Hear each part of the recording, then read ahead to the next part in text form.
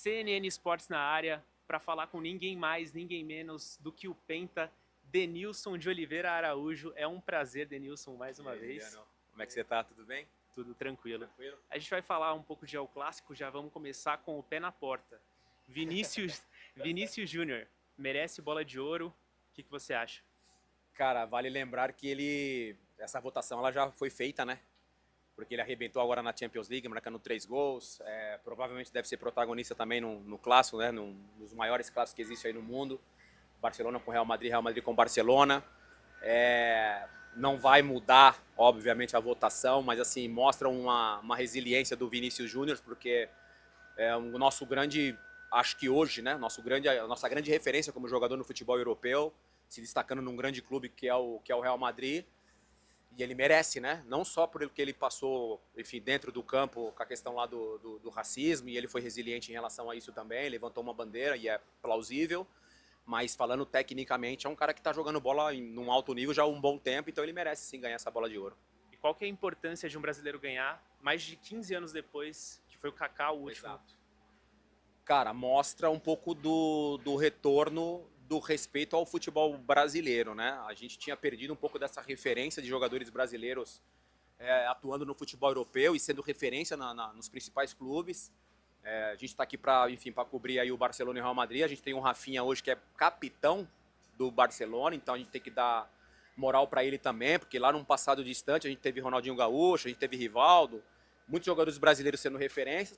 Teve um hiato aí sem jogadores referências nos times europeus e agora a gente está tendo, né, esse retorno. Vini Júnior, o próprio Rafinha, de repente o Endrick daqui mais alguns anos também tendo essa responsabilidade de ser uma referência nos times da Europa.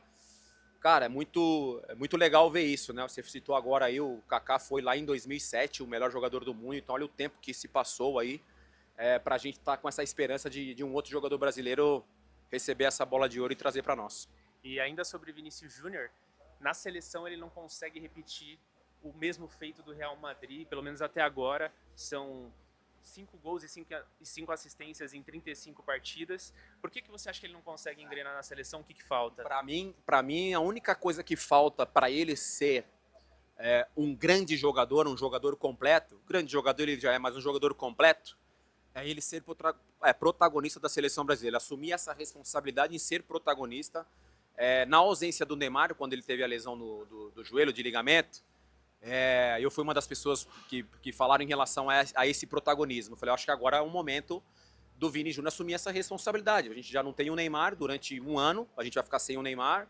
Acho que é o momento dele bater no peito e assumir essa responsabilidade. Isso não aconteceu. Os números dizem, o resultado, a performance dele fala por si só em relação à seleção brasileira. Se ele conseguir se tornar essa referência na seleção brasileira, aí para mim ele se torna um jogador completo. Você citou o Endrick também na resposta anterior. Sim.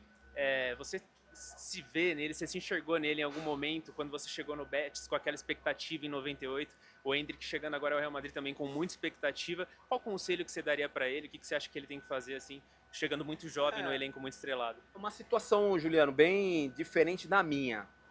Eu até acho que você fazendo essa pergunta e tentando bolar aqui uma resposta, porque a gente está falando de muito tempo atrás, eu acho que eu cheguei com uma responsabilidade um pouco maior do que o Vini Júnior, porque eu saí do Brasil como o jogador mais caro do mundo por causa da transferência, e vinha de uma Copa do Mundo, de uma final de Copa do Mundo, de ter jogado, né, ali, entrado no segundo tempo, enfim, jogado uma final de Copa do Mundo. Então eu tinha 19 anos, 19 para 20 anos, então eu chego num time que lutava na parte da tabela da metade para baixo, não era o protagonista do campeonato espanhol, e eu chego com essa carga de jogador mais caro do mundo, acabei de jogar uma final de Copa do Mundo, então existia uma expectativa, de repente, muito grande com o meu desempenho. E eu sempre falo para as pessoas, eu demorei literalmente 2 temporadas para entender onde eu estava, para entender o mundo que eu estava vivendo, o futebol que eu tinha que praticar. Saí do Brasil driblando 3, 4, 5 jogadores, cheguei lá e o segundo eu não consegui. Então teve um processo de adaptação difícil. Que conselho que eu daria pro Endrick? Bom, primeiro que ele está num time que é protagonista, né? O Real Madrid é protagonista no que ele se propõe a fazer. Ele está num elenco que tem outros protagonistas dentro do time, tanto é que a gente está falando de Vini Júnior, a gente pode acrescentar Bellingham, pode acrescentar o Mbappé, que acabou de chegar nessa temporada. Então ele tem ali referências no time que vai dar tranquilidade para ele se adaptar e aos poucos se tornar também uma referência. Mas vale lembrar, o Vini Júnior, o Endrick é um jogador jovem e ele mostra uma não só resiliência, mas uma personalidade que chama atenção para a idade dele.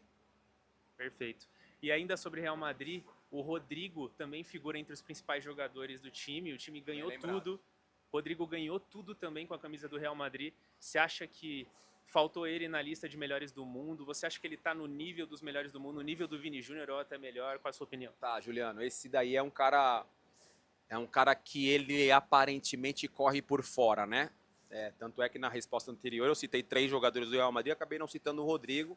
Então acho que essa é a imagem que as pessoas têm em relação ao Real Madrid, porque você coloca 3 nomes na frente do Rodrigo, e se você pegar os números do Rodrigo, ele é destaque praticamente em todas as partidas, joga bem, assistência, gols, protagonista, ele assume essa responsabilidade.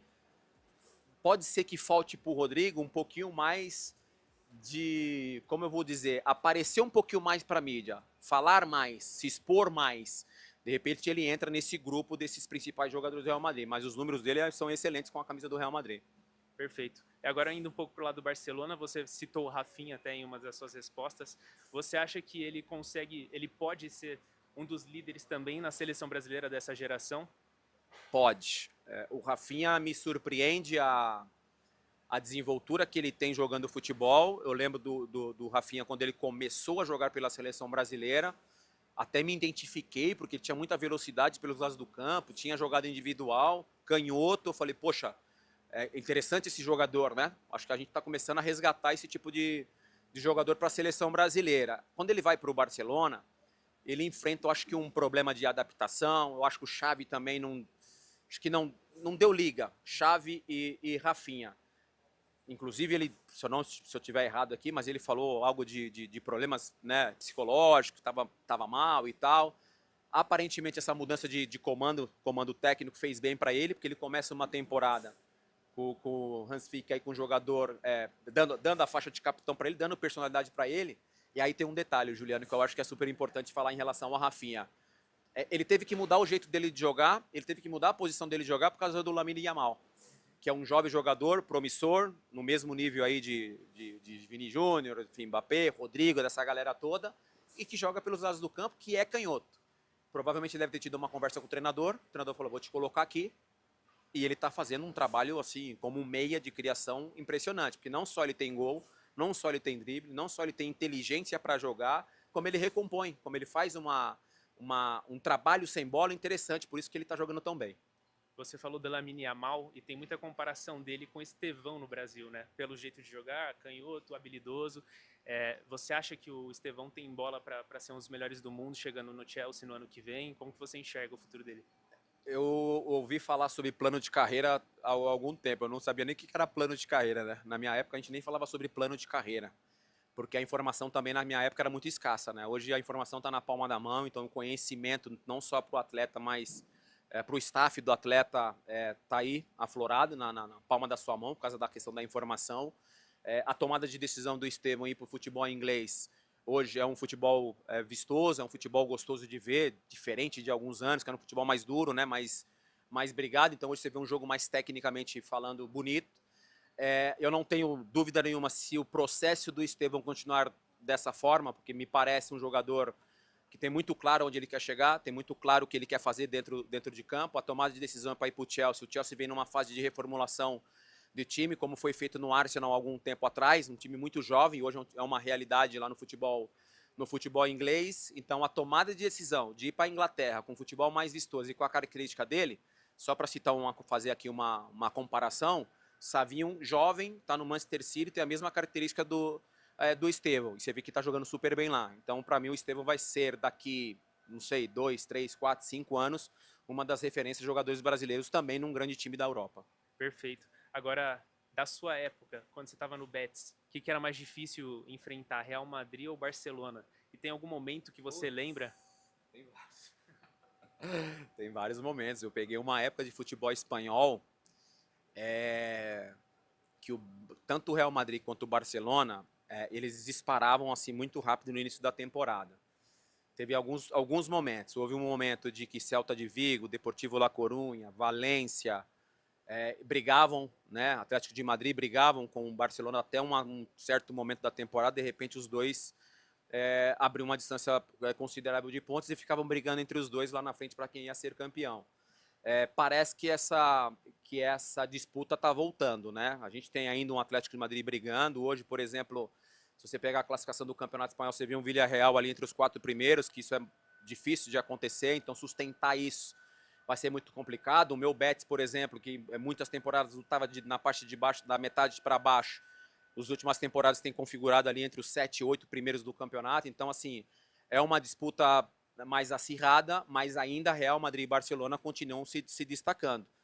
O derby de hoje, por exemplo, que é um dos principais derbys aí do futebol mundial, estão a briga aí da liderança do campeonato, 24 e 27 pontos, né? Então, isso fala por si só essa competição entre os dois times, e também acho que depois de algum tempo os dois times estão mais equilibrados tecnicamente.